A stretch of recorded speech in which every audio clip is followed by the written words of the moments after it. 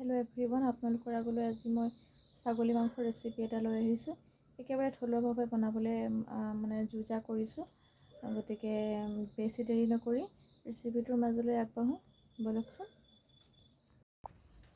ইতিমধ্যে কেৰাহী গৰম হ'ল, এয়া মই তেল দিছোঁ।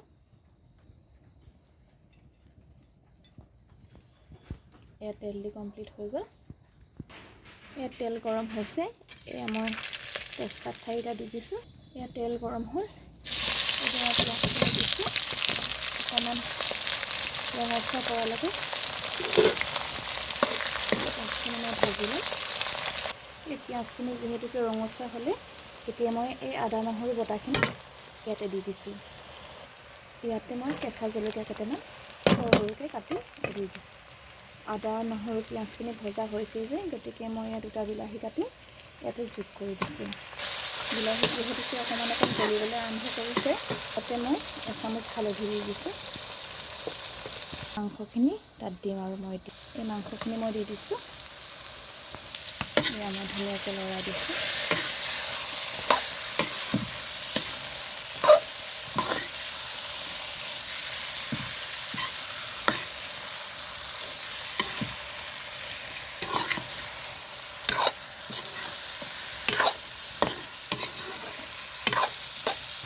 মাংসৰ পৰিমাণ অনুসৰি মই এচামুচ নিমখ প্ৰথমতে দি দিছোঁ। এতিয়া ভালকৈ লৰাই মই অলপ দেৰিৰ কাৰণে ধুনীয়াকৈ ভাজ খাবলৈ দিম। এতিয়া মই ঢাকনখন দি দিছোঁ ধুনীয়াকৈ। এইফালে মাংস বহাইছোঁ, আনফালে মাংসত দিবলৈ এয়া মই গৰম পানীখিনিও কৰি আছোঁ। আৰু এইফালে মই মাংসত দিবলৈ জালুকো খুন্দি আছোঁ। মই এতিয়া অকণমান ঢাকনখন দি অকণমান লৰাই দিম। পটককৈ লাগি ধৰিব বুলি অকণমান লৰাই দিছোঁ। অকণমান ভজা ধুনীয়া কালাৰটো আহিছে।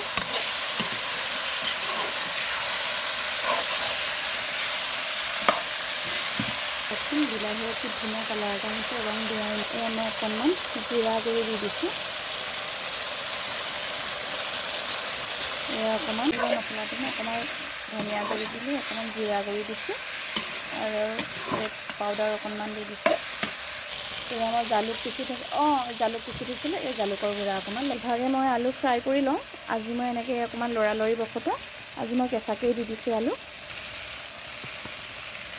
এয়া অকণমান লৰাই দিছোঁ, অকণমান ঢাকন মাৰি দিম। এই আনফালে মাংসত দিয়া পানী পূৰা উতলি আছে। চব এখন মুখ, এইফালে 2টা চৌকা। মই বৰ বেছি মছলা ব্যৱহাৰ কৰা নাই, কাৰণ আজিকালি মছলা খোৱাৰ লগে লগে চবে গেছ বুলি কয়। সেইকাৰণে মই কম মছলা ব্যৱহাৰ কৰি বনাইছোঁ। এয়া জুইত বনাইছোঁ যে, গতিকে অকণ ভৰা নিচিনা হৈছে।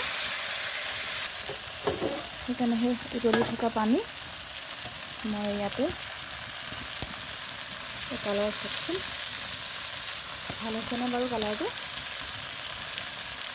এয়া মই ইয়াতে পানী দি দিছোঁ।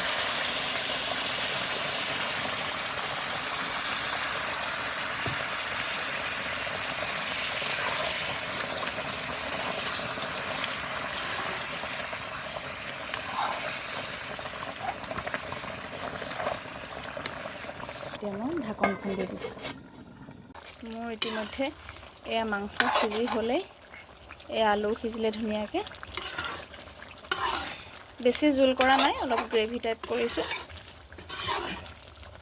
এয়া চাওকচোন, দেখিছেনে? এয়া মোৰ ছাগলী মাংসৰ ৰেচিপি ৰেডি। এয়া আৰু খাবলৈ দিছোঁ দেউতাহঁতক।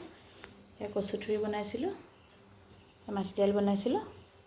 আপোনালোকেও মই থলুৱাভাৱে বনোৱা চৌকাত বনোৱা ৰেচিপিটো চাবচোন আৰু কেনেকুৱানো পায় জনাব।